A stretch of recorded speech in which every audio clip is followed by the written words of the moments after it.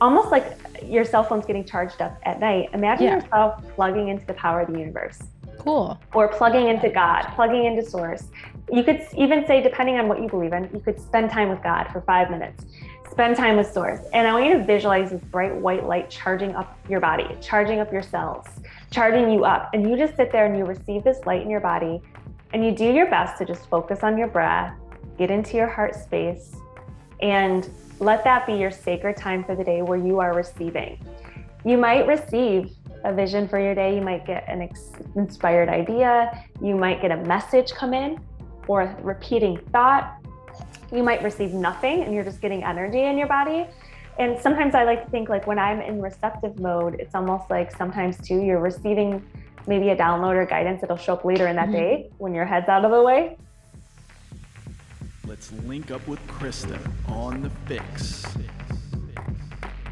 She's a wellness coach with a focus on mental well-being and physical strength.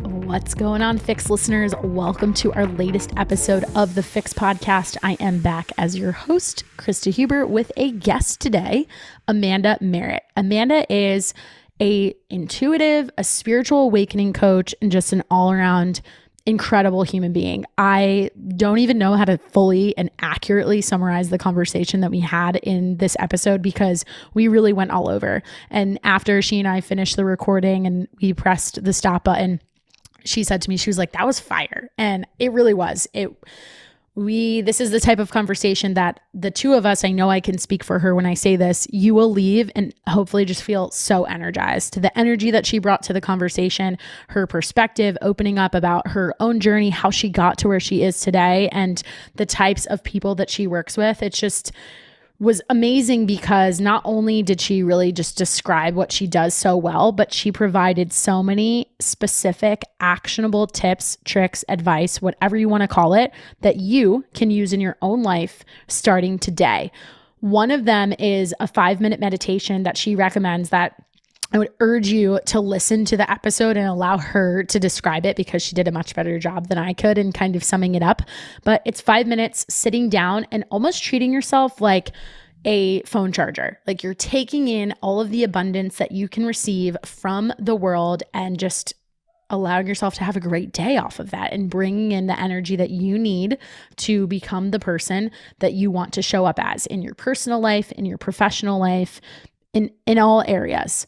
I'm going to keep this introduction super short because I want to give the mic right over to Amanda so you can hear all of her incredible advice, but strongly encourage you guys to check out her social media pages, check out her Instagram, all linked down in the show notes. Hop onto her website. She mentioned an additional meditation practice that she offers that includes a PDF that explains it as well as a video that a lot of her clients use on a regular basis to really help them grow and thrive in their businesses and in their careers.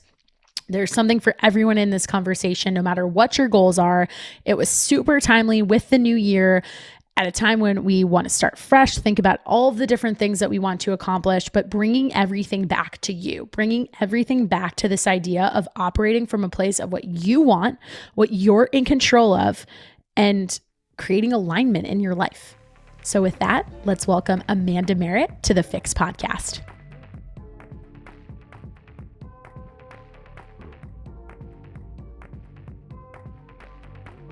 Who is Amanda Marit? And more importantly, why should we care about what she has to say? Krista, thank you so much for having me on your podcast. I already love you and I'm excited about this conversation. So who am I? That is such a loaded question. It is such a loaded question. So who am I? Well, I'm an intuitive and I'm a spiritual mentor for CEOs, for business owners, and for people in the public eye who are public facing, who have big roles to play on this planet and who are making a huge impact, whether it's through their music, whether it's through their products, whether it's through their voice, through their coaching, through whatever they're putting out in the world. My biggest passion, I'll say that, my biggest passion is helping people to come alive and have every area of their life firing so that they can be the biggest blessing they can be to the world. So this means that we get to have it all, right? We get to have money. We get to be amazing hearted people. we get to be bougie. A lot of my clients are kind of fancy. And right. And we get we get to pave a new path for this planet, because right now it is really needed with everything that's going on in the world. We need people at their highest selves. We need people bringing their best foot forward. And we need spiritual, beautiful leaders making a shit ton of money, because money really has the power to change the world. Yes. I have so many things I want to ask you, because I really like the realness of what you just described, but I'm going to hold my tongue for a sec so I can ask you the fun question, and then we'll get into all of that. So as you know, the Fitness Fix is all about coffee. I love my caffeine, and I like to ask every one of my guests who comes on the show, what do we like to sip on in the morning? What's in that coffee cup of yours? I love coffee too, because it's like my one thing. Yes, I haven't drank alcohol in 4 years. I don't want to say I'll never drink again, but so I'm like, I get one thing, and it's my coffee. So right now in this cup, I do switch it up. I don't, Not a total creature of habit. No, but in my house, I normally drink the same thing. Then when I go out, I get something completely different. I'm kind of like weird like that. So I do that too. In the morning, I actually drink bulletproof coffee, which nice. If you're in California, then you probably know what I'm talking about. If not, my parents are like, you put butter in your coffee. That's disgusting and weird. But it actually helps you. It tastes amazing. So I have organic coffee in here from my Keurig. And then I put in Kerrygold Irish butter. I put some in there, and then I froth it up. And it's nice. Like, it's savory and delicious. And if you're turning your nose up, try it, and you'll probably be addicted. And it doesn't make Kerrygold is my favorite butter. And it's the best. Yeah, and butter is really important for it to be organic too, because butter and coffee, both of them, are the top two most toxic foods. I don't want to call them foods, but ingredients too, we could say, that we consume in our diet. So it's very, very important that you emphasize the organic on both. And the coffee that I use, I'll tell you the kind that I like, in case you're into this conversation, you want to go get organic coffee for your Keurig, is I use the organic Riviera roast from Whole Foods. Nice. The little pods. And it's so good. It's like a darker coffee. So I take a sip and I'm like, damn, that's good. And I think that's a really important thing in the morning, to start off in pleasure, to take a moment to like have a ritual, whether you drink coffee or whether you don't, you do tea or whatever, to enjoy something and actually take a moment to pause and enjoy it. I think that's so important. I think already right there, I imagine that is the type of guidance that you're giving a lot of your clients, because if you think about the types of individuals that you described that you work with, Amanda, a lot of them are real busy, and they probably look to you in terms of trying to refocus and figure out, like, first of all, what the hell is really ultimately very important in my life. And obviously morning routines are something that we could sit here and have a whole podcast on the value of your morning routine.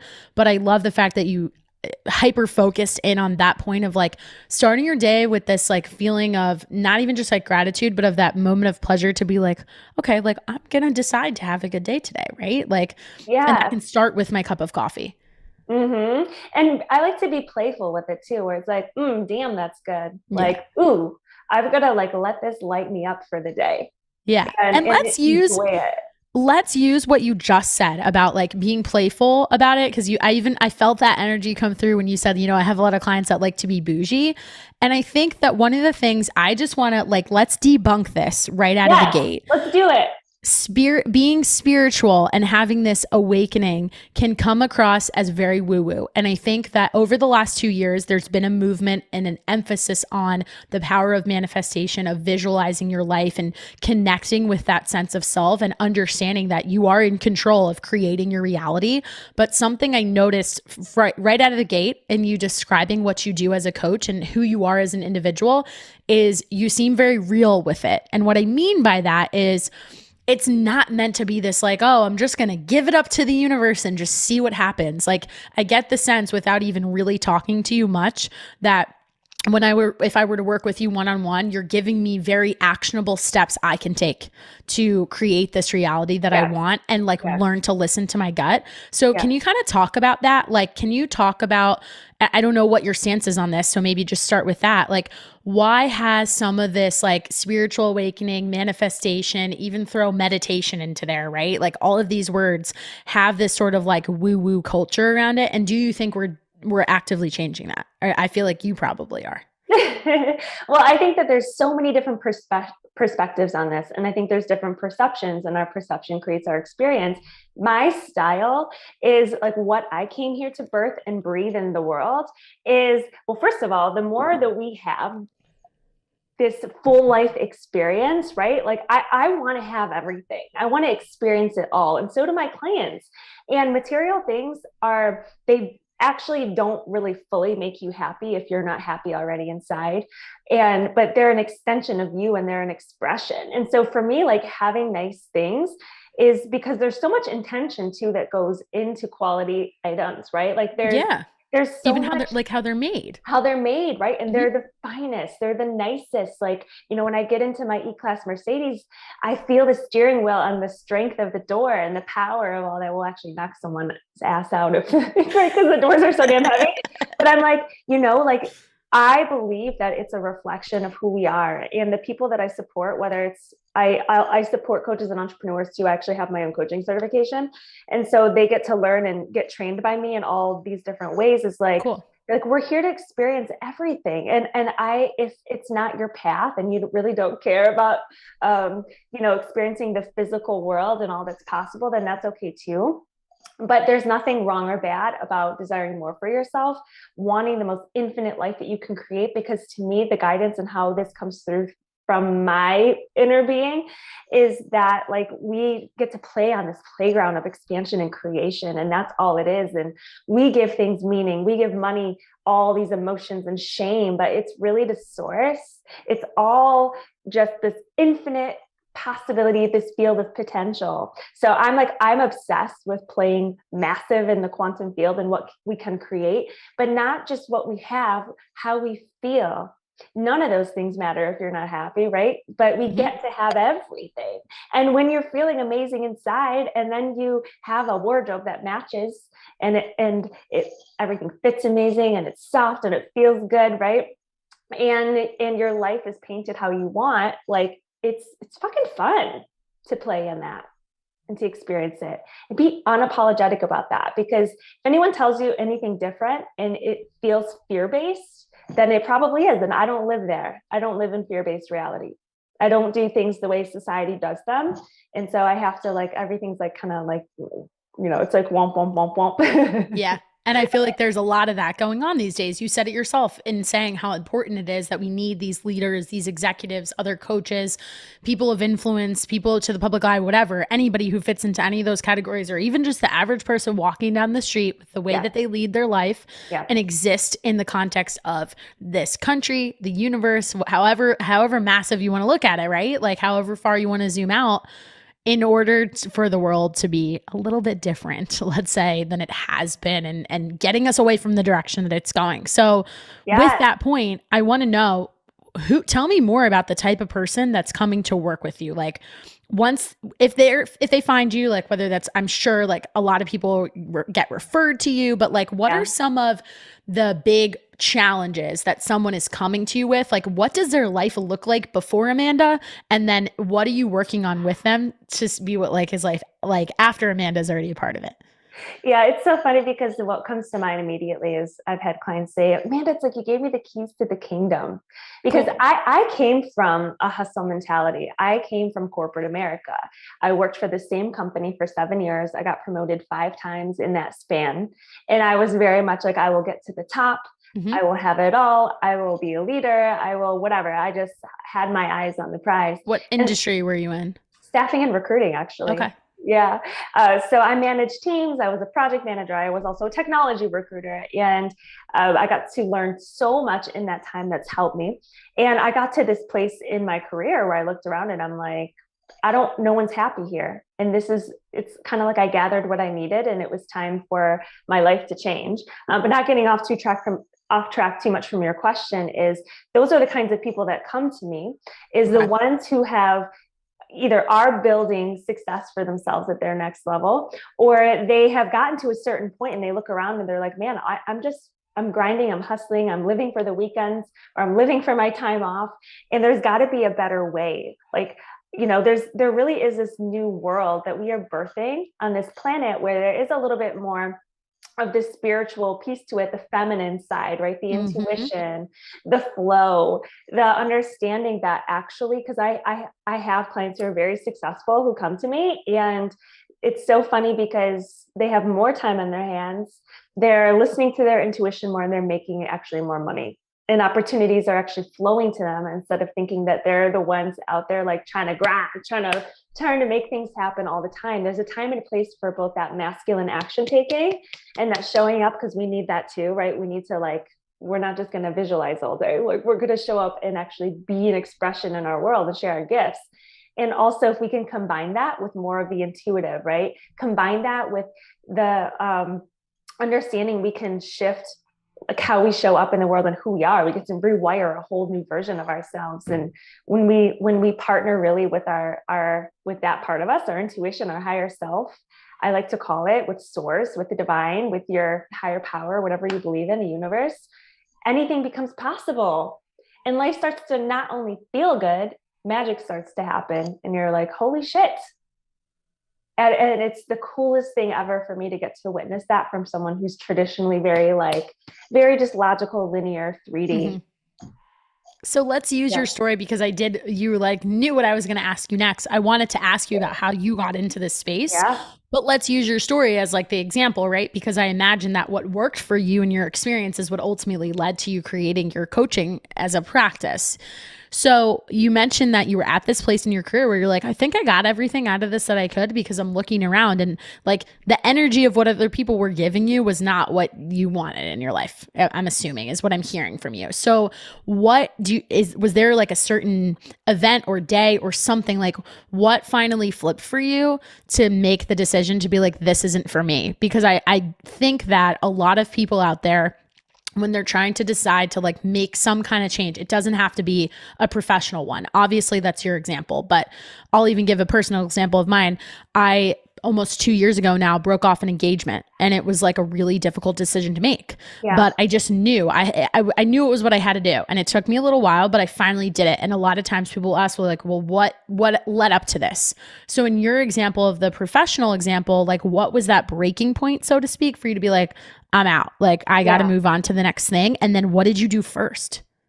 First of all, that's just really inspiring that you had the guts to do that in your life. Thank because you. I know that takes a lot. And there's so many people who settle and they get in the wrong relationships and they stay in them out of comfort or out of fear or out of not wanting to hurt somebody else. And it actually hurts them much more deeply than you could ever imagine by breaking it off. And then you suppress like your potential and the other person's potential. And then you keep yourself from meeting your true soulmate and like a soulmate that you can really like grow with. So I just want to say like, that's huge and amazing. And just, Thank you. If anyone's listening to this right now and like you needed to hear that or have that, I just felt like, okay, let's like highlight that. That's why I try to share it as much as I can, because I think that what you said, like, settle. Yeah, you can't. And in my case, that's exactly what I was feeling. Like I just had this feeling that it was settling, and there's nothing wrong with that person. We just didn't want the same things. And talking about it and being open about it has just expanded my career in ways that I didn't think it would, because it touches so many aspects of wellness and fitness and nutrition coaching and just how I show up authentically, like even online. So it's important to me that when it's relevant to the conversation, that I can put that out there for anybody who may be struggling with anything where there's a really big shift about to happen in their both personal and or professional life. Yes, absolutely. 100%. So what was that shift for me? Mm-hmm. Unrelated to, at the same time, me feeling kind of lack of purpose in my career. I got to this point because I loved it at one point and I was great at it. But I got to this place where I was starting to resent it. And I was starting to resent the people that were leading me. Even like our company went through a reorganization. So my bosses got let go. So I had to have different bosses and we didn't blend as well as the other one. That's a very tough transition. Right. And I loved my old bosses, and things started to go downhill kind of in that sphere as well, a little bit for me. But at the same time, like what had really sparked my spiritual awakening and all that was like a couple of years before, because that started a blog while I was in my corporate job. And so the door was kind of already open by the time I had left. But what sparked all of this was actually my love life. And I had everything going on in my career.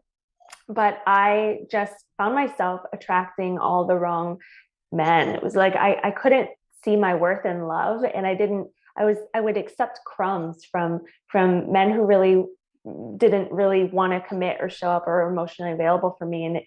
And so it was really painful for me. It happened. It was like a pattern for years and years and years. And in my own pain for that, for feeling like unlovable, for feeling not enough for men, and just feeling like it was a whole deep journey in itself. Like I was seeking for answers. And, I believe that when we pray for an answer, when we ask, like, why, like, please help me, what we need shows up. And so books, can't even remember the exact moment, but I always had the spiritual side of me. I always believed in angels, and I always believed that there was a world beyond this. There was a knowing inside of me. I was always obsessed with those types of things. And so I went to the bookstore. I got a stack of books on self-love, on like Your Thoughts Create Your Reality, some Wayne Dyer books, and Gabby Bernstein books. This was like back in 2012. And I had this massive awakening where I'm like, oh my gosh, I am the problem and I'm also the solution. And so I started on this journey of really learning how to come home to myself, and how to really, actually sounds esoteric, but love myself, really, like learn how to see my own value, to accept myself, and to let go of chasing after things that were not coming forward for me. Right. It was like, I have to choose myself first before someone else can choose me. And so I had all these revelations about how I'm creating my own reality, and I'm really wanting to learn how to love myself here. And I was having these breakthroughs. I started a blog, and people started asking how they could work with me. There wasn't a really big coaching industry back then. Mm-hmm. It all happened organically. And so, what I always tell people is, I became so passionate about it. It was like glaring in my face, so passionate. Like to do it. Yeah. Oh, it wasn't to get anything. It was like, I must talk about this. I must share this because of my own experience. And I believe that our passions, the things that really are lighting a fire for us, it's the way forward, even if you don't know exactly where that's going to take you. That's beautiful. I love that. And I'd love to know, in the whole theme of like the coming back to yourself and the self-love, and I also want to throw in self-awareness because of something you said. You're the problem and the solution. That is the pillar of nutrition coaching, because so many of my clients don't recognize the fact that they already have all of the answers. They do. They just may need the accountability, the support, the guidance, the outside view of somebody else who technically doesn't have the same skin in their own game to just guide them through the process of figuring out what's going to work for them and reaching their physical wellness goals, right? But I think a lot of people will stop at, oh, you're the problem, and not identify that they're also the solution. And they start to look for all these other outside things. In my world, that's the example of trying different types of diets. Their cousin told them to do this thing. Their girlfriend's doing this. So-and-so went to this gym or this workout plan, but they don't really look internally. Mm-hmm. In my view, and I really want your opinion on this, especially in the context of the type of work that you do with people. I think when it comes to nutrition coaching, a lot of that is a vulnerability thing, because this shit's hard. Like, you are looking at yourself and you're looking at things that you don't like about you. You are addressing the insecurities that you have, the fact that a certain outfit doesn't fit, or like you don't feel comfortable in a bathing suit, whatever those things are. And to just be able to accept that for what it is, but take it a step further and realize you're also in total control of changing that situation, is just a tough pill to swallow. So how did you, in your example, Amanda, and and highlighting your love life as a component of it, like what did you start to do? Actually, like what were the steps that you took to help you show up differently once you started reading these books? Like, what were your takeaways? Yeah. Well, tending to the emotions is a huge piece of all of this. So like when we want to create a bigger reality for ourselves, we want to shift, because I really, really get very esoteric and celestial with all of this, which is like, we can shift, and this world is malleable and we can shift it. But if we don't believe it's possible, or we're not really like, feeling it inside, and we're not just believing it, right? Like there's so much that goes behind that, and that's all the healing. That's all the healing, right? So it's like before I could shift anything in my world, start a business, make that successful, or really learn how to see my value and my worth in my love life, I have to actually go deep inside myself and accept all the things first about me that I don't like, that I didn't think was enough or lovable, and accept and feel what I needed to feel around it and not shame myself for feeling that way. Because, well, first of all, shame is like one of the lowest vibrations that we can carry. So if you have shame about your body or shame about who you are, I fully believe and I've had things with my body too over the years, especially too, is like before I wanted to get like a nose job and all these things. And I was like, well, how about I just practice loving it for a minute, like for a hot second? How can I find a way to love like what makes it unique? Because I had like a bump on my nose and everyone was getting nose jobs at that time. But it was like, well, what if and there's nothing wrong with that. I actually don't feel like anything's wrong with that if it's coming from like a good place or whatever. Yeah. I don't think any of that actually is wrong. I have different beliefs on that. But for me, I wanted to love myself first before I decided what I was going to do about it. And something happened. I actually started loving it. And I never ended up wanting to change it. But when I'm helping someone and they're actually moving through even body stuff, it's like acceptance really is the key to changing something. It actually energetically unhooks us from resistance. Resistance is what keeps like weight on our bodies, right? Like holding shame or resistance or anger towards something, or wanting to like fix it because you want to impress somebody else, or right, like, or wanting to change it to fit into society's mold. Like first, yes, you can shift it, but we want to shift the energy around why you're shifting it. And so for me, it was like me getting honest with myself about all of the things that I didn't feel were worthy and lovable and enough about myself, and learn and work on giving myself what I wanted somebody else to give me first, like date myself first.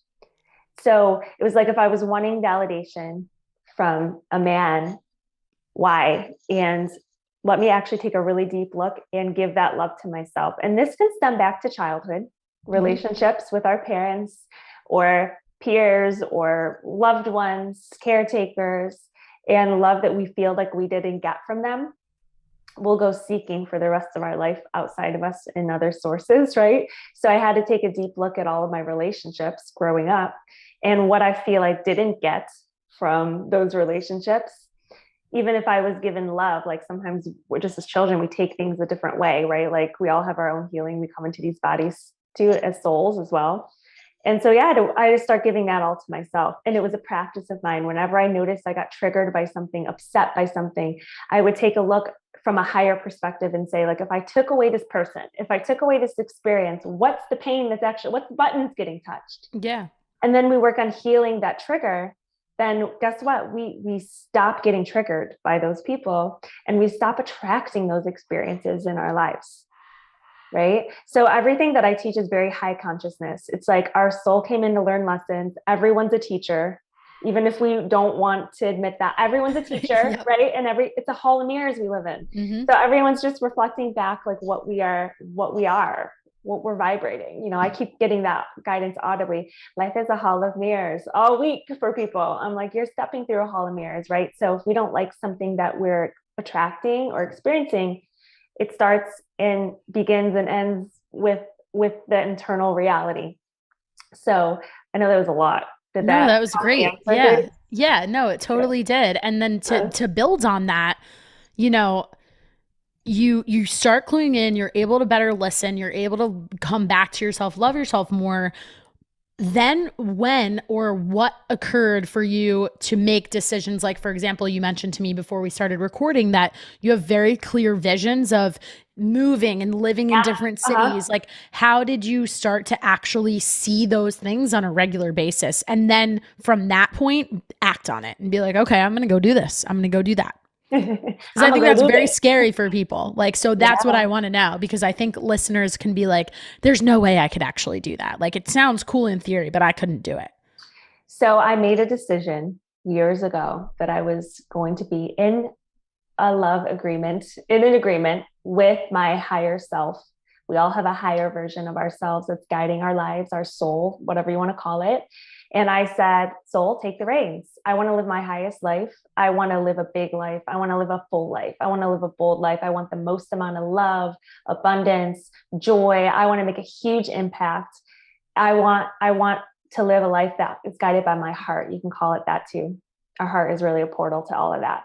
So I made a really bold declaration. I said, make my life more magical than I could have ever imagined. And I will commune with my heart and partner with my heart. And so I started meditating a lot. So I started getting quiet. I started to pluck the weeds of my mind and really get quiet and start listening and asking to be shown. We can ask the universe, God, source, to show you what's possible. So I was asking to be shown all the time. What's possible for me? What's available for me? What steps should I take next? And sometimes we overcomplicate looking for an answer. Really, our soul speaks to us through desire, if it's a pure intention, and through things that get, like, I started to get visions. And so sometimes also too, to clarify, if this is all new to some people, is a vision can pop in your head like a memory. Like, it's not necessarily something that just is standing before you and you see it with your physical eyes.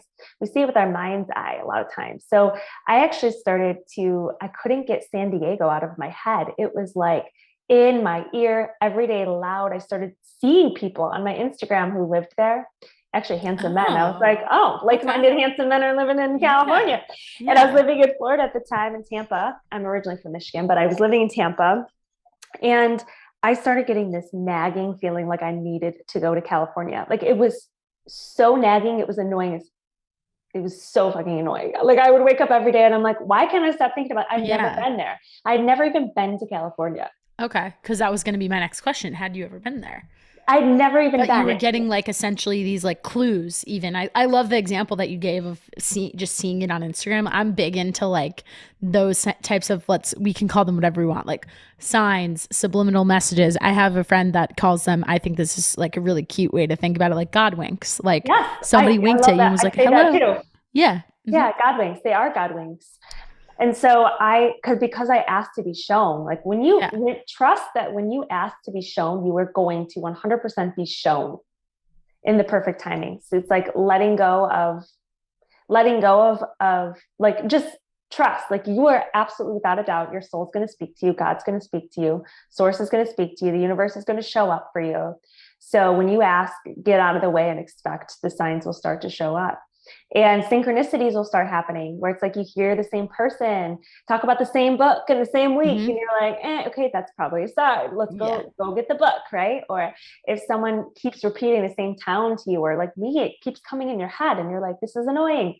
Well, when I finally got out here, like 6 months later with a friend of mine, I looked, we were out having dinner and I'm like, I'm moving here. I know it. I just knew. It was a knowing. No one, but I get these strong knowings and I have to trust them. So I just knew it was a feeling. It felt right. It felt exciting. It felt energies moving out of my throat when I'm talking about this. I just knew. And she's like, are you really? And I actually had no idea how I was going to make it happen because I was in my corporate job still at the time.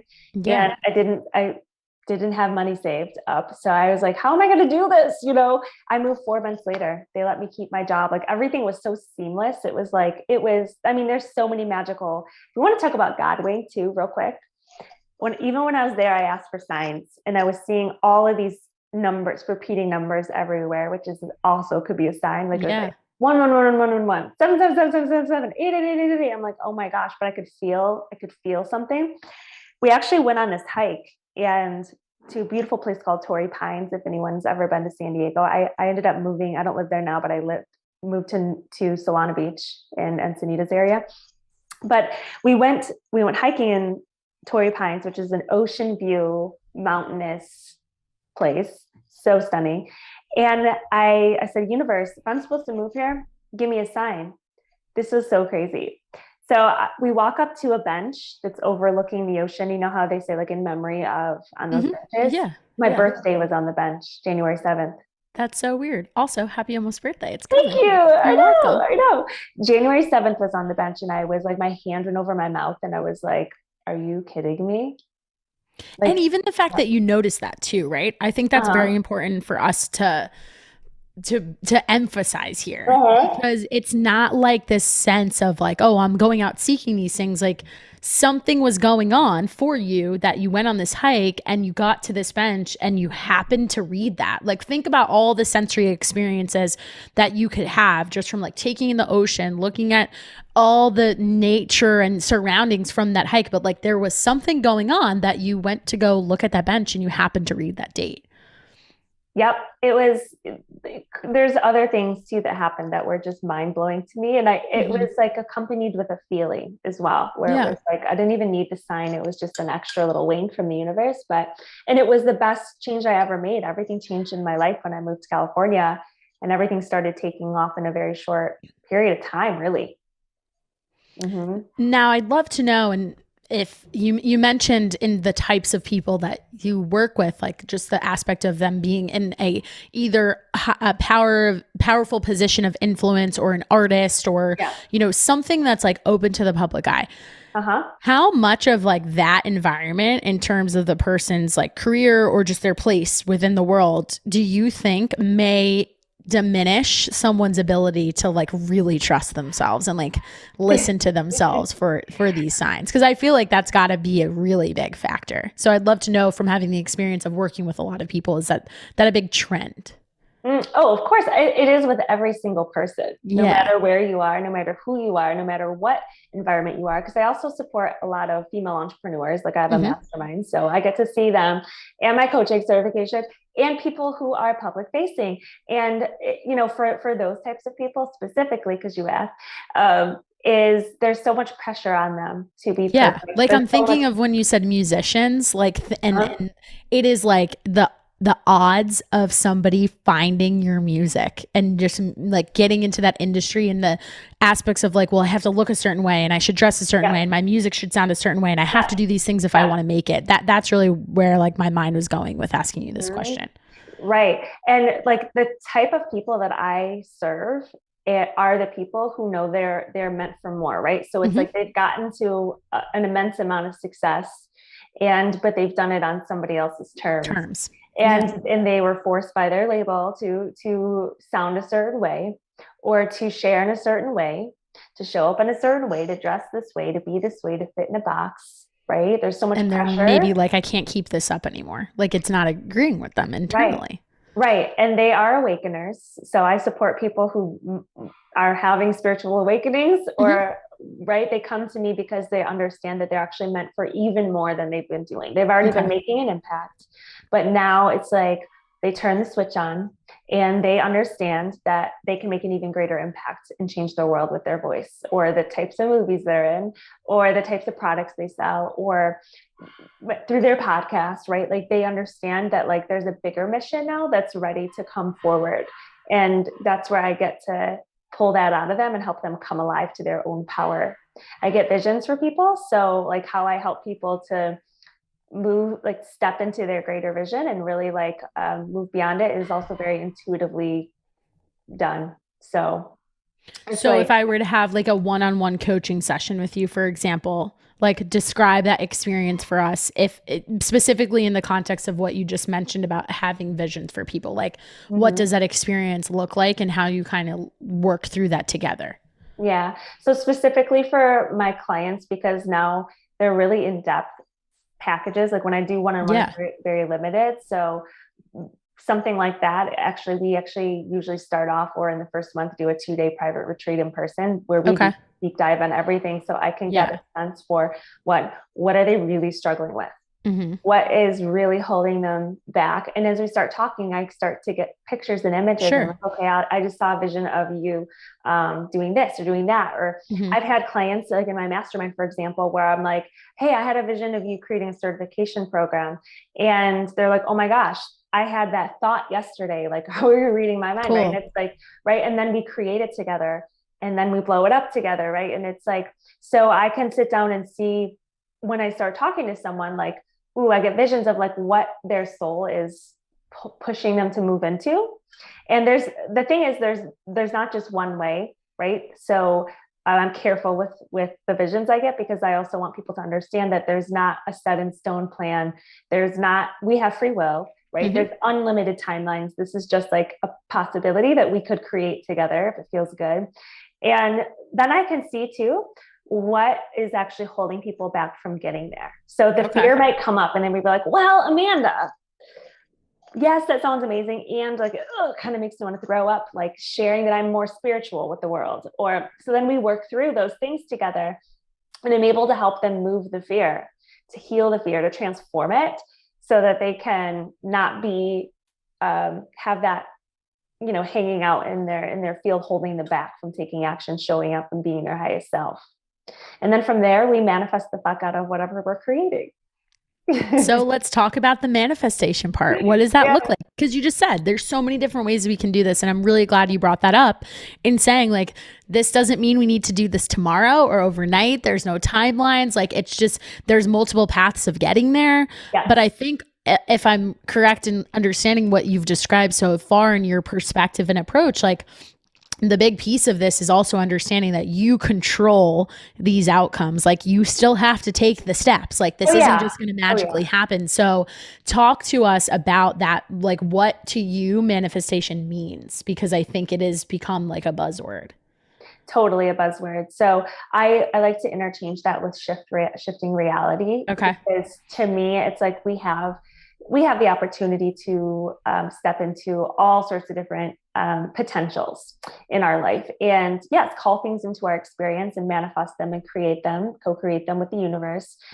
For me, it's always a partnership with my higher self. So that it's also for the good of everyone and the good of my path, right? It's like, I'm not just going to manifest a relationship. I want the highest caliber one. I don't want any man. I don't care if he's handsome. He has to actually be in alignment with me and my path and my right.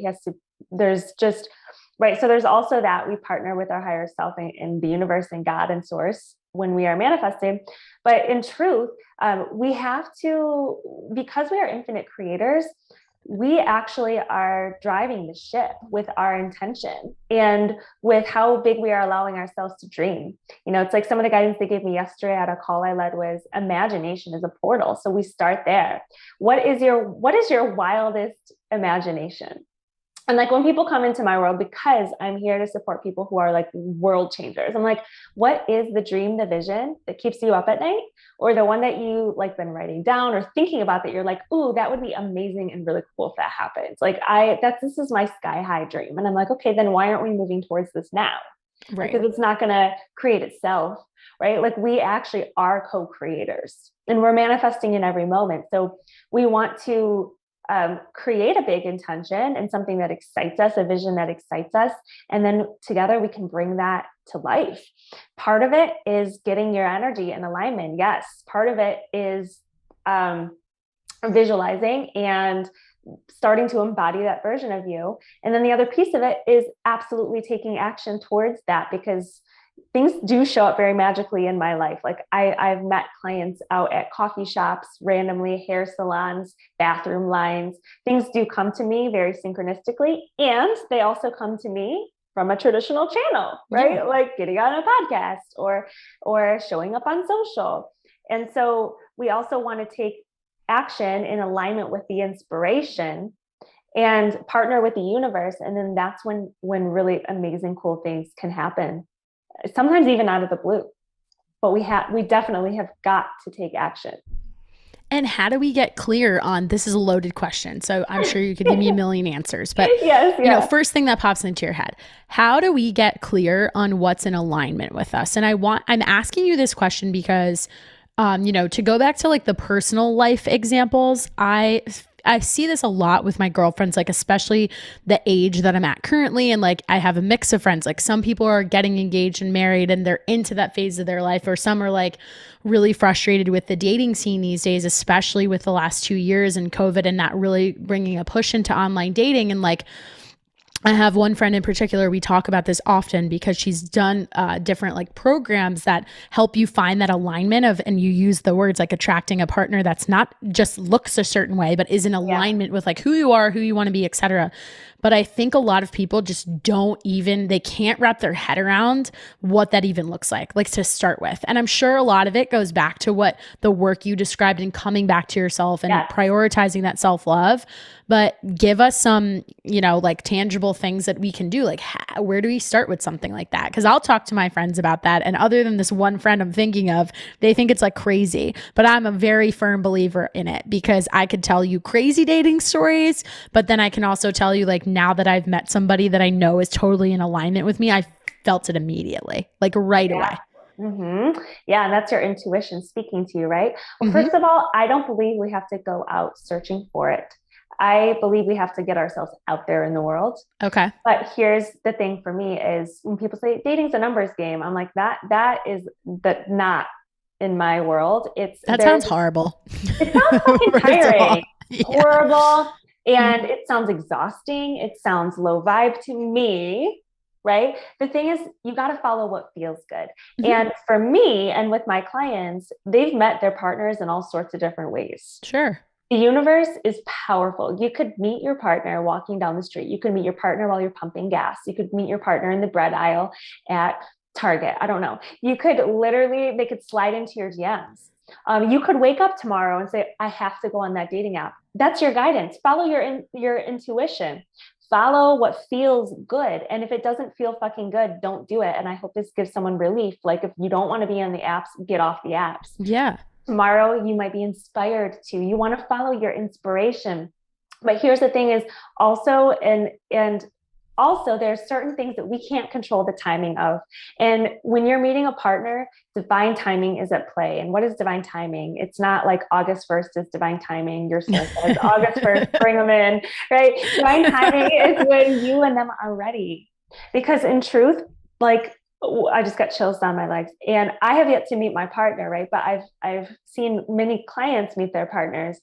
And I believe that there's a certain special soul who's been designed. Like these are unions that we want. We don't want just any old relationship to get married, to have a ring on our finger. That doesn't bring happiness. We want a true divine counterpart union, like someone who adds to your life and you add to their life, someone who you can walk this journey with and enjoy the fullness. And I believe that when we are most in alignment with our highest self, we are going to attract in our highest partner. And there's nothing that can fucking stop this person from coming into your life. There's nothing. And we have to also trust our soul and our timing. I know it's frustrating because I've lived that myself, but I've also seen people get frustrated. And then when they meet their person, they look back and they say, wow, that I couldn't have planned that more perfectly myself. And the timing makes sense. And it will make sense. And so like, come back to my guidance would be to come back to yourself, to get out of your head, like take a week, 5 days. If you feel called to get off of the apps for a minute and come back to you and your power, right? Keep your mind and your heart open and just understand that like, yeah, the universe is going to bring you and that person together. You're going to be like magnets when you all are ready. And so my favorite thing to do is to just get out and about and like be seen, feel your best self, because that's when you become magnetic to your desires too, is when you're feeling up on you. So, right. Like you're feeling up on you. People are like, damn, it's so funny because I do these exercises and I teach these things to my clients too. And so I was like walking up and down the boardwalk here, which is the Strand. And I was like, just appreciating myself. Like it was a self-love practice of just like, you know what? There's been a day of work. I'm going to pull all of my energy back into myself, because this is what makes us magnetic, when all the energy is like in our body and we're not like floating around on this app, floating around over here with our necks or whatever, right? Like we're thinking about all the outside world. We put all of our energy in our body and we're just kind of like, you know, damn, I'm proud of myself today. Or this is what I'm grateful for about myself. Or, you know, you look your best and you're out there kind of strutting your stuff. It's so hysterical, but it's a direct reflection. Actually, I have 2 stories. One's actually, the other one's even more funny, but this had just happened 2 weeks ago. And I was feeling this doesn't happen every day, by the way. And he looked up at me and he was like, wow, And he just kept walking. But And that's I like was such a like it seems so small, but it's like, yeah, like it's your I know energy. exactly what you mean. Yeah. It's funny to play with. And then Yeah. another time I was doing one of the exercises that I do to like get your magnetism turned on. And it's like, Okay. um, and it's like really getting in your feminine, like you're really, again, you're practicing really like giving yourself all the love and like the Hmm. admiration and the praise and the like getting turned on by yourself a little bit, like getting aroused by yourself a little bit. Yeah. And I went to the grocery store and I swear to God, like, and God, this is an everyday occurrence. This guy in the most dramatic voice was walking through the parking lot and I was walking in and he goes, wow, you look beautiful today. Like you look stunning. Like it was so dramatic. I was laughing so hard in the grocery store. I'm like, that is a direct reflection of the energy I activated inside of myself. Like Sure. we become magnetic, right? Like when we give ourselves the very things that we are wanting someone else to give us. I know it sounds cheesy and redundant, but it's so damn true. It's so true. I don't think it sounds cheesy because I think it's one of those things where like that sort of stuff has to happen to you but also more importantly, like again, going back to everything we're saying, it's only going to happen if you internally do that work of like you said to Yes. me, you're like right at the start before we started recording, you're like, I love your energy. Like that is one of the best compliments that I get I from do love people. your energy. You're so Yeah. cute. Thank Like, you. And I really appreciate when people yeah. say that because I You're a would rather powerhouse, by the it's way. You like, are. thank you. Like that's Yep, no, you something are. that like I would like there's something about that like that to me that's like the highest compliment that you can give a person because it's just really all encompassing. It means so much more than just their physical or whether that's something about the way they look or like they're even it's bigger than your attitude, I think. Like because it's something that you're like giving off for somebody else to receive. And I feel like that kind of prompts me to want to ask you a question that I meant to ask you earlier. And you said feminine, and it made me think of it again. This idea of like the masculine and the feminine. I've had a couple other podcasters come on and talk about this. I have friends that are really into this concept of the masculine and feminine energy. And I feel like if there's ever a coach that would have this conversation with people, I feel like you are one of those people. There's a lot of negative floating around these days about this concept of toxic masculinity. It's a big, another like buzzword, let's call it. And it certainly ties back to dating because I feel from my own experience and my friends' experiences, there's a lot of like, oh, like just like guys like don't like I want them to be more like forward and ask me out and express how they feel. And while that's a little bit of the feminine going on too, I feel like there's a little bit of this idea that like toxic masculinity has become a bad thing. Obviously, the word toxic is included in there, that it's kind of making guys like not be okay with bringing that masculine energy to the table. And I think there's a lot of women who really want it. And a lot of us have then transpired into like creating that own energy ourselves, that we can't necessarily tap into our own feminine because we've put ourselves in this environment where we're like, well, I have to have this masculine side of me turn on because I got to take care of myself. I got to do these things. I'm a high achiever. I want to accomplish. And as you said, like that do comes more from that. So if you're ever working with somebody who feels like that's a little bit out of balance, what do they do to try to realign that? Like, what's your best advice for them? And I know it probably varies from person to person, but would love your take on that. Yeah. Well, so there are many different aspects to the masculine and the feminine. There's the wounded aspects, Mm-hmm. the more egocentric Sure. aspects. Actually, don't usually like to use the word ego, but more of those wounded coming from pain aspects of both, right? But there's also the divine aspects. So I do teach this because I love it. I'm actually obsessed with it. And the polarity dance that happens when someone is very in their feminine and someone is very in their masculine is very powerful. But just because I'm a woman and I do lean more in my feminine, I also have masculine energy that is necessary to show up and to create a business. And Right. so we don't have to shun any parts of ourselves. But in relationship, if you want to attract a masculine man, generally speaking, it does call us to lean more back into our feminine. And so when we do lean back into our feminine, I mean, this is going to be like a whole nother show in itself, is that there's also wounded aspects to our feminine of like needing someone to be that way for us in order to feel validated, right? But I think there are amazing men out there who are owning themselves and owning their divine masculine in a way where they are decisive, where they do step in, where they do take the action. But who do we need to become in order to allow man to do that? Exactly. I like to ask that question. That would be a good reflection, is who do I need to become as this queen, this beautiful, heart open queen who's not demanding or asking for someone to worship me, because that's from wound, right? My equal counterpart, what level of queen with my heart open do I need to attract that level of man with his heart open?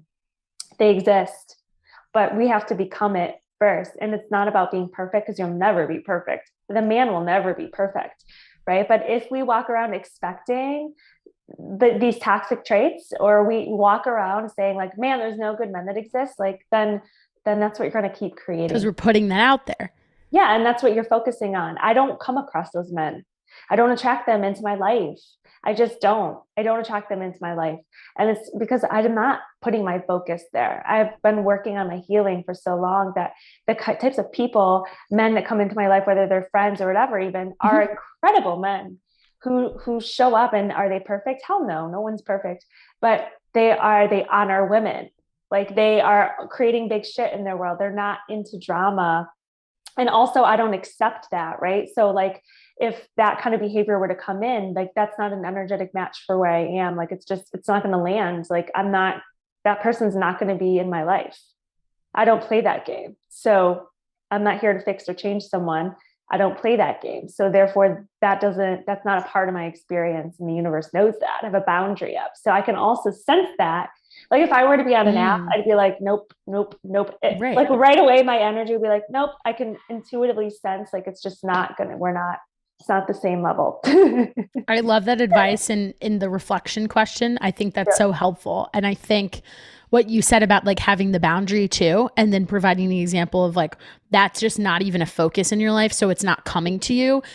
I couldn't agree with that more, even just in the sense, like, I recently started a new job outside of my own business, and like the people that I work with, it's a very even mix between male and female, because being in the fitness industry, often there are a lot of females who are instructors, but then in more of some of the corporate or leadership roles, there's still a lot of men involved. And like, in you talking through everything you just did, it allowed me to kind of sit and think about like all the different ways that I interact with different men in my life. And that's been like such a shift for me in the last 2 years, and like the fitness industry changing, moving back home, back from like a totally different state, new city, everything. And now like the people that I work with, like, I feel way more decisive and very definitive about like, that's just not the kind of person I'm going to vibe with. And like, I can't, like, I don't need to work with them. And it's not from a place of like, I don't like you. It's just, it doesn't match. No, it's not a match, and it's okay. Yeah. It's just like, just let it roll off almost, and just like wish them well, and don't take it personal, because everyone acts from their own pain, right? It's not personal. It's truly not. And in order to we attract what we are. Remember, life's a hall of mirrors. It's not always the easiest thing to have, but once to have reflected to us, right? But once we take a hold of that, and we're like, wow, I'm creating that I'm expecting it. I believe that those kind of men are everywhere. So the universe is going to show you, right, more of what you believe. You're going to start noticing those. So you get what you focus on. So I would say, here's a great actionable for people who are listening to this, and let this apply in any area of your life. Start actually consciously noticing the things that you do want. So maybe make a list of 5 amazing men that are like the kind of man that you would want to attract. So maybe it's even like your brother. You're like, well, he's an amazing man. Yeah. Or your friend's husband, or a good friend. And maybe that's not someone you're going to actually date, but start noticing all the incredible men and play with it. Have fun with this, and start noticing. Cause I did a whole weekend event called Goddess on Fire. This was like a few years ago. And we did this because it was a feminine energy event, and it was so healing for people. It was, and men started like showing up carrying their bags, and they were happy to, like, it brought them joy to like, cool. And they were letting them carry their bags, and they were like so much receptive, and it was so healing. Like their fathers were showing up differently. Like, it was crazy. The men started showing up differently in their life because they started to like see men and say, you know what? I love men. Like if you walked around and you're like, wow, there's so many amazing men in this world. I just love men. Men are incredible. I guarantee you your life will effing change this week. And you will start attracting like men who will doors open for you, men who respect you. And it's like we have to start expecting it, but also like show up as our best self too. You know, be that type of woman that those Yes. kind of men would want to, right? Don't bring your drama, don't bring your neediness, like own yourself, queen. I love it. And I, and even you saying like the example of making a list too, I think that's super helpful for people to understand. Like we also, in taking these actions, like put it down on paper, right? Like really like commit to what this is actually going to look like. I do find with a lot of my nutrition clients, sometimes their block of why they can't achieve the results that they want in terms of fitting into a new pant size or whatever it is, like wearing an outfit that maybe like a year ago they didn't have the confidence to, they put this wall up around like it being too hard or too much work. And it usually comes in the form of like, for me with food tracking, I expect that of everyone I work with because they may have never done it in their life. And then I'm always like, well, we can't fix this if we don't measure it. Like I can't go off of your intuition that like you think this is what you ate, because if it was working for you, we wouldn't even be having this conversation in the first place. So that's number one. But number two, it's like put this stuff down so you can really pull yourself out of it and just look at it. And I'd love to know, Amanda, like, you talked about meditation earlier and that was a really big gateway for you. Mm-hmm. But it also sounds like your definition of meditation takes on a lot of different forms, because you mentioned, just like going out and like going for a walk, like you had a busy full work day and you were like, now I got to pour back into myself. Yep. So what are some of those different ways that you may meditate, or the example of asking yourself the reflection question that you provided in the context of like relationships and dating, or even in your professional life? Like, what are some of the things that we should try or could try that maybe people don't do that might open up some of these new doors for them to get better about listening to their intuition? Yeah. Okay. So what's coming to me is a really easy practice. Turn on some meditation. Actually, I have a free this is different. I have a free morning practice on my website. Oh, cool. We'll link that down in the show notes. Manifesting Millions morning practice. And it's nice. Like a 5-6 step. And there's a video that explains it too. Cool. So it's not just a PDF. It'll also explain it. So you also get some golden nuggets from that video. Nice. But it's one that I give my mastermind and they love it. So cool. Some of them have been doing it every single morning for a few months actually. So I like to switch my morning practice up a lot actually, but here's a good one to start. If you want to have an awakening and really connect to your heart, your soul, your higher self, and be guided, because again, what your higher power and what the universe can do in your life is so much bigger than what you could do by yourself. And I don't know about you, but I don't want to do it all alone. No. I'm okay giving some of the credit up to the universe and the power that is around us, right? Like this kind of very over masculine way of doing business is starting to kind of crumble, because there's another aspect too that we want to like marry with it. We want both. Mm-hmm. Like you don't have to shun that part of you either. So here's an exercise, and is turn on some meditation music, go find something on YouTube or on Spotify that like makes you feel good in the morning, 5 minutes, set a timer. And instead of trying to just quiet your mind in meditation and just use it as a time to quiet your mind, what I do is I use it as a time to receive for my day. So almost like your cell phone's getting charged up at night. Imagine yourself plugging into the power of the universe. Cool. Or plugging into God, plugging into source. You could even say, depending on what you believe in, you could spend time with God for 5 minutes. Spend time with source. And I want you to visualize this bright white light charging up your body, charging up your cells, charging you up. And you just sit there and you receive this light in your body, and you do your best to just focus on your breath, get into your heart space, and let that be your sacred time for the day where you are receiving. You might receive a vision for your day. You might get an inspired idea. You might get a message come in or a repeating thought. You might receive nothing and you're just getting energy in your body. And sometimes I like to think like when I'm in receptive mode, it's almost like sometimes too, you're receiving maybe a download or guidance that'll show up later in that day when your head's out of the way, but like you took the time that morning, right? So 5 minutes of receiving, almost like charging yourself up with energy, with light, with love for the day. and see how you feel. I guarantee you, if you did that every day for a month, your life would change dramatically from that exercise alone in a month. I totally believe it. And I love that. Yeah. And I really, really appreciate that you emphasize the fact that we don't need to walk into a meditation with the intention of totally clearing our mind, because I have had multiple people on this podcast, and I'm really happy that they emphasize that portion of the message, because it's the biggest misunderstanding. And anytime someone comes to my show and talks about meditation, like, you know, to take in those like clues and stuff, something for me, like when I first tried to start meditating, I was convinced it had to be this moment of like thinking nothing, and it blocked me from trying it, because I would be like, I can't do that. I have too many things on my mind. I can't do it. Right. And just, I constantly hear this message that like, that's not the approach. It's the opposite. It's like, can you download the things that are going on? And then that could look totally different. It could look like maybe you are sitting on the floor listening to music. Maybe you're laying on the ground and your feet are up against the wall. Or maybe it's like, I use a meditation app where the meditations are actually meant for like while you're getting ready for the day, or like while you're making a meal, and it talks to you about making the meal.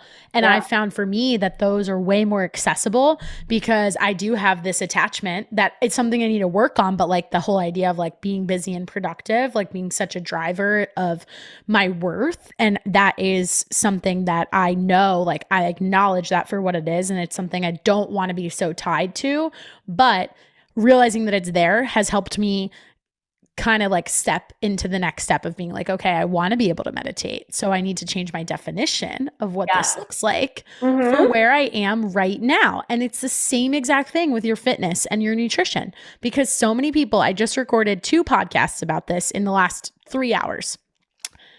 It's January, it's the beginning of the year. Everyone's so convinced that like, for whatever reason, the secret sauce or the thing that they should do differently now that they didn't do last year is to try 17 more things and to try them all at once. And it's actually like so counterintuitive to your success. You are straight up setting yourself up for failure if you take that approach, because you just can't do 17 things and expect to keep them up. And consistency is so key to all of this, especially with your fitness, especially with your nutrition, that it's like, if we know that consistency is the key, why not make it simpler? Like, stop fighting that idea and just like make it simple. And, you know, I think just like bring it back to the timeliness of this conversation. That's so relevant in the type of work that you do. And you said it before, like a lot of people were like, well, I want to be more in touch with myself. I want to have this awakening. That kind of intimidates me. I don't know how to do it. You've given us a bunch of great examples of just like small little changes that you can start to put into practice. And maybe it's not even every day. Like, start one day a week if you don't do it at all. So I'd love to know, like, how does that kind of concept of like building upon things and creating this foundation, like what does that look like in your coaching and your guidance that you're providing the people that you work with? Yeah, well, I think it varies, obviously, but it's baby steps and understanding. Don't put so much pressure on yourself, because what if one baby step could lead to this magical breakthrough, right? One step. And like, to your point, consistency is important. Like, if you want to change an aspect of your reality, we have to start entering a new reality and leaving the old one behind. And how we do that is just consistently practicing these things and not putting so much pressure on yourself to needing it to look different now, because I think that holds the results away from us too. When we put so much pressure on, like, relax into this new way of being and allow this new way of being to change your life. And also, one thing I wanted to say too, in the meditation, what can help people a lot of times, and what helps me, like when thoughts come in my meditation, and it's really not about trying to push away them. I allow them, but I don't grab a hold of them. So it's almost like, okay, check the washer. You didn't change your clothes. I don't want, like, stuff comes in. It's like random things like that always. Yeah. I'm like, okay. Cause sometimes too, it's like, oh yeah, I do need to do that. And you got quiet enough for your intuition to remember, you, like, oh shit, this is on my to-do. Yeah, totally. Right. Totally. So sometimes it's just your intuition reminding you things, but also, like, for other things that come up, like, I just will allow it to walk right by, and for not me to like actually give it attention and grab that thought and feed it and fuel it and cycle it and hash it out, right? And run with it. I just let it walk. I let it express and let it just walk. And I just continue to just sit there and let them all walk. And I find that I'm able to master things a little bit better and almost enter this space there are times when I can enter this space of nothingness in my mind where it's completely zip. And that's a powerful place to be, Yeah. but it's not always going to be like that. It's not always like that for me. And so, yeah, just giving yourself grace too on some days, because some days it will be a little bit tougher, but if you show up for it, you're going to get what you need from that practice, no matter what. And even if you quieted and you stepped out of like disrupting your thought patterns for even 10 seconds, you're going to experience some sort of shift for damn sure. So yeah, just try not to grab a hold of them, because that's when things can amplify. But then there's so many different ways we can look at this. Sometimes the things that come up, and like when emotion comes up, we don't want to suppress that either. So sometimes when emotion's coming up, we actually want to take a look at that. We don't want to shove it under a rug. So for those moments when emotion's coming up, we don't want to just ignore that. We want to look at it. But for like the monkey mind, that's when we cannot give those things so much attention. Yeah. That's great. And moving in a slightly different direction, because before we wrap up, I did want to tie this back in because I think it's a really cool evolution of your work. You mentioned that you created a certification. Yeah. So in the context of all of the work that you do for yourself that you then practice with your clients, like I don't know how long your certification has been around, but I'd love to know like what kind of visions were you getting and like feelings that made you realize like, hey, this is the next step in the evolution of my business. Yeah. So the universe just seems to bring me the time, like, and the visions and the guidance. So I've been doing this. I've been certifying people to be spiritual coaches, spiritual intuitive coaches, and do what I do and learn from me. So we do the mental aspect, the emotional mastery aspect, the spiritual, and then the physical action taking to help someone create transformation. So it's not just, not just counseling, it's like deep healing and transformation and creation of your dream life. And so it's been around for 3 years. We've supported people in over 10 different countries in that time, which is amazing, all over the world. Good for you. 8 months. And when that came about, it was because in the very beginning of I had a one-on-one mentor. He is a spiritual mentor who I learned so much from, and she helped me open my gifts up so much. And I took a certification of my own in the very beginning. And I was like, this is lacking. This is like so basic and just not deep. And I felt like it was lacking. And I'm like, I'm going to create my own. And so I went on this, when I first started spiritual coaching clients, I started to bring in my own, I started doing these intuitive visualizations with people, actually, like a custom meditation during the session, not scripted, not planned. Yeah. And they were getting these massive breakthroughs. Like they were feeling energy in their body. They're feeling things physically, like leaving, like emotions, like just moving out of their body. I've done something like that. I can attest. I had somebody on my show, and that's this only type of coaching he does. So I did a session with him. And he always tells people like, bring a pillow in case you need to scream into it if you can't be loud, and bring tissues because you don't know what's going to come up. So I think that's awesome because I've experienced. I love that. I would love him and I would vibe. Yeah, you would. I've been thinking about him the whole time. We probably need conversation. To that's so cool. But that's a part of it. So we also do like the mental. We take care and we actually have conversations as well. But when I started implementing that it's something I teach people because anyone could do it. It's so powerful because it's coming direct from God, like source, divine, your soul, their higher self. Like it's not coming from just a cookie cutter. It's actually like what they need to hear and feel in that moment. And that's really cool. So I started to master my own craft with this and really learn how to step people out of where they are and limitation and fear and all of that, and step into their whatever they want to attract and create and whoever they want to become. And it started to just be so powerful that so my business started taking off, and then people started asking how I could business coach them. And here's how the cert came, was because when I was business coaching people who were coaches inside, they actually were asking for a lot of coaching tips. Yeah. And I'm like, well, I cannot send them off with a business when they don't feel powerful in their coaching to go lead ability. the other people. Yeah, sure. And so I'm like, what solution can I create? And I'm like, well, now it's time to do my certification because I actually combine that and the business. So mine is both. So it's 8 months of both. It's 5.5 months of coaching training so that they can be their most believe in themselves, right? Because you got to believe in yourself or you're not going to attract clients. And then there's the business foundation that I teach them too. So it kind of became like, it's like the universe actually just started bringing me people, and I created solutions for those people based on my skills and abilities. Yeah. And that's how I've been able to now have 6-figure launches when I lead that and guide that. And it's like, it's all for me. It's always been my intuition and the universe bringing me what I need.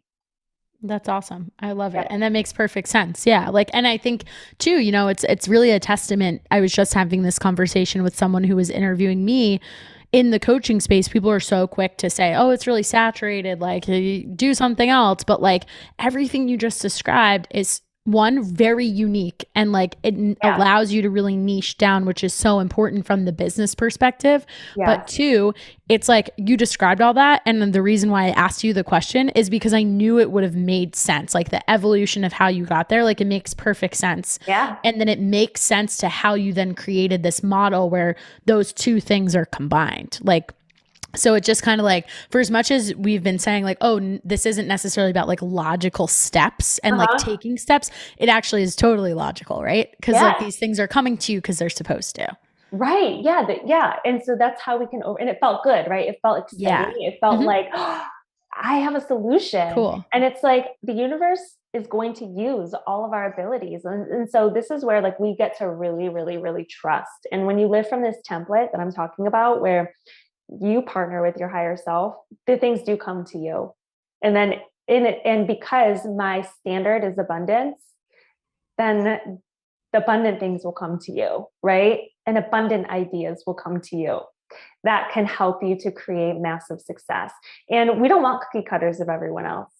I don't want to train people to be cookie cutters of me. That's why I help people to step into their truest self and their gifts and their own intuition, because it's going to express differently for every person. And that's what we need. And that's what's going to make you stand out online, not trying to be like everybody else.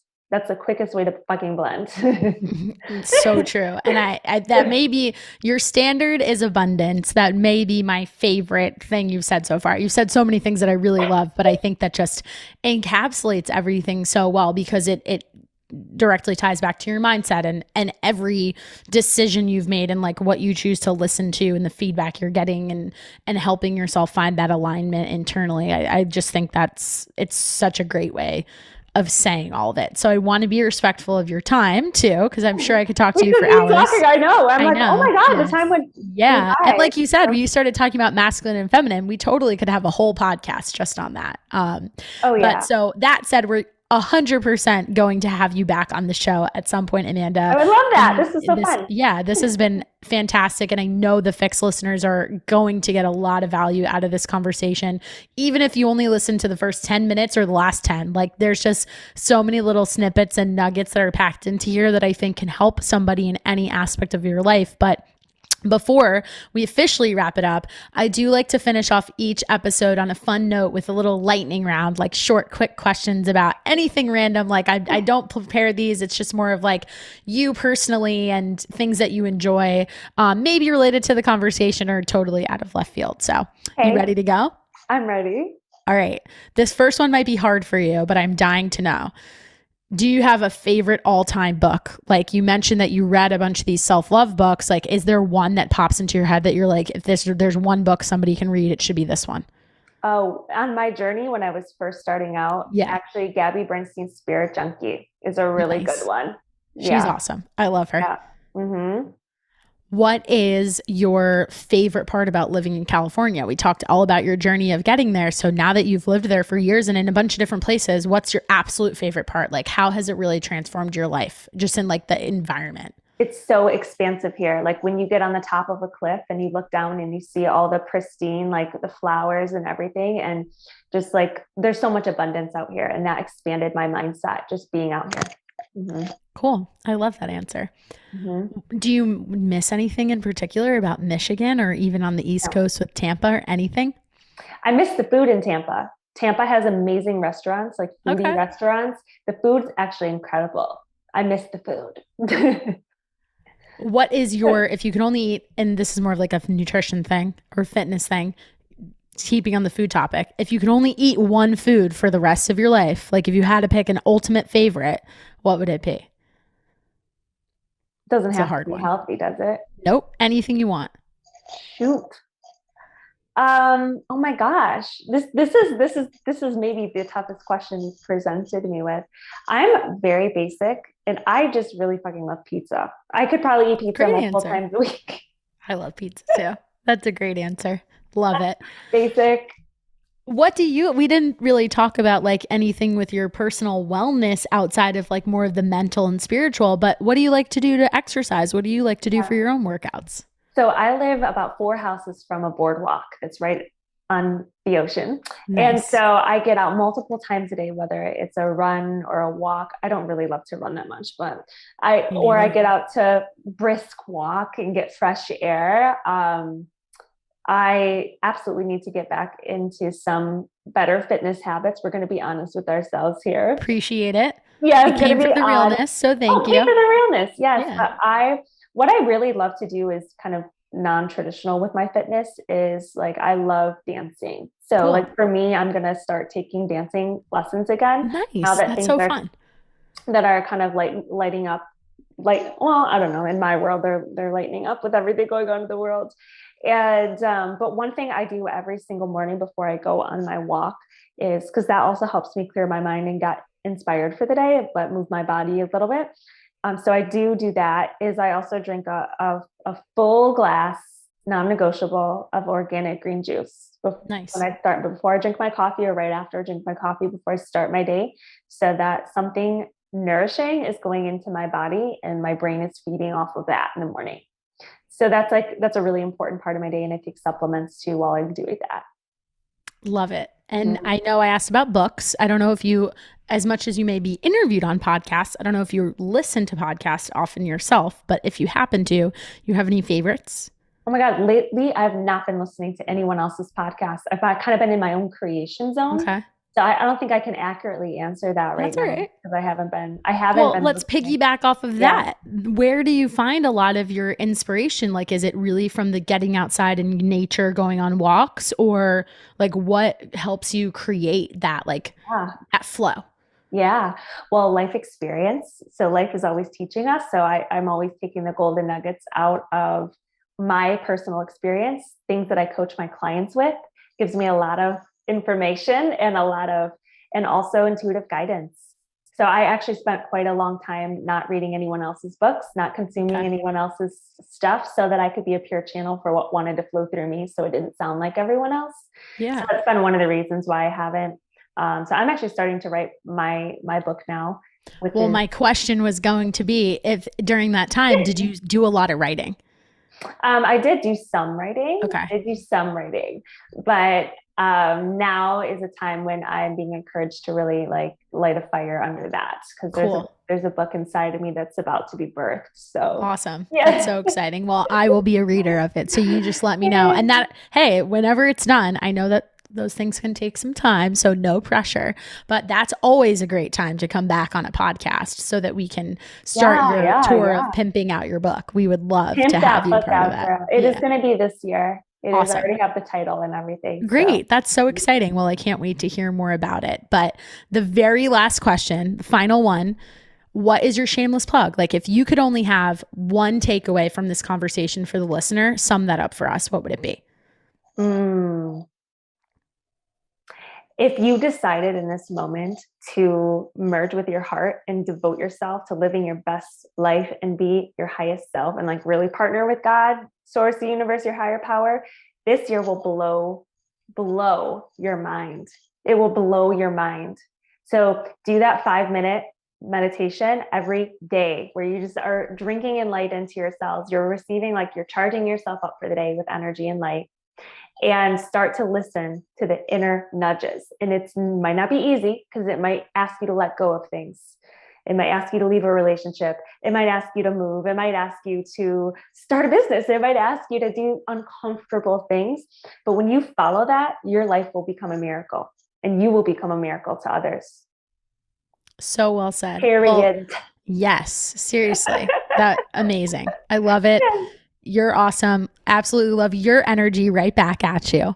So tell everybody where they can connect with you. Where can we find you on social? We'll link all of this down in the show notes for easy access. Wonderful. You can find me on Instagram at the Amanda Marit, and Marit is Marit. I'm sure you'll see that in the notes. And now I'm starting to put some stuff on TikTok. So you can also find me there, the same handle, or my website's amandamarit.com as well. So I would be more than happy to, if you listen to this, slide in my DMs and just say hello, because I love connecting with people too. Perfect. Well, to all of our listeners out there, thank you guys for tuning into this episode. You know the deal. If you got something out of it, you got to share it. I'm making more of a push this year. I've done this even over the last few episodes at the end of 2021. Don't just throw this up on your Instagram stories. While we appreciate that, send it to somebody specifically. Use this as a chance to start a conversation with someone in your life who is important to you, or you feel like that this may be a way for them to have a conversation with you where you could work on something like this together. Because I think that is something that, while we didn't expressly state it throughout the conversation, in working with any kind of coach is the value that they bring, and creating that space for you guys to tackle it as a team and not just alone. Amanda said it herself. She specifically said, I'm not here to do this shit alone. So all the more reason to get this message out to people who would benefit from it in any way. And we appreciate you guys as listeners, as fans of the show. If you love it so much, leave a review. Let us know what you thought about it. Send either one of us a DM and tell us what you thought about this episode. We appreciate any kind of outreach. This has been another incredible episode of the FYX podcast. We will catch you guys on the next one. And from wherever you are listening, hope you have an amazing day.